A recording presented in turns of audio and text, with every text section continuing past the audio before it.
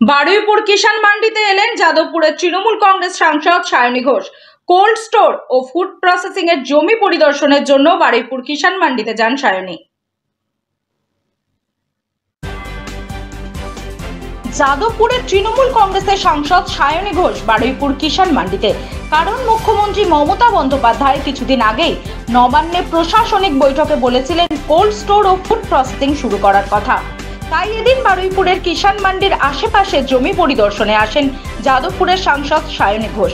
বারুইপুর পূর্ব বিধানসভা কেন্দ্রের বিধায়ক বিভাস সর্দার, বারুইপুর পঞ্চায়েত সমিতির সহ সভাপতি শ্যামসুন্দর চক্রবর্তী ও কৃষি আধিকারিক।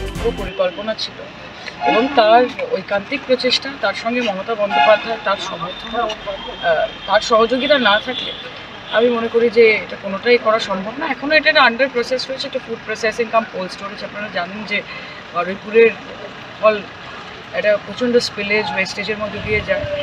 সেখানে দাঁড়িয়ে এটা বিধায়কের জন্যই আমি বারবার বলবো যে অনুভবী বিধায়ক তিনি ভেবেছেন যে এটা একটা, তার সঙ্গে অনেক কর্মসংস্থানেরও একটা বিষয় আছে। আজকে ইন্সপেকশন ছিল, জায়গা দেখা হয়েছে এবং একটা বড়সড় মাপের পরিকাঠামো নিয়ে নামা হবে। মুখ্যমন্ত্রী আশ্বাস দিয়েছেন, ফলত যত তাড়াতাড়ি কাজ শুরু করা যায়। কতটা জায়গা করা হচ্ছে এটা নিয়ে বলছে এখানে কত একর আছে, এগ্রিকালচারের জমি আছে, কতটা নিয়ে করা যাবে সেটা একটা টোটালি একটা রিপোর্ট তৈরি হবে, সেই হিসেবে আমরা দেখব। কিন্তু মিনিস্কিউল কিছু হবে না, যেটা হবে একটা মেজর স্কেলেই হবে। ঠিক ঠিক।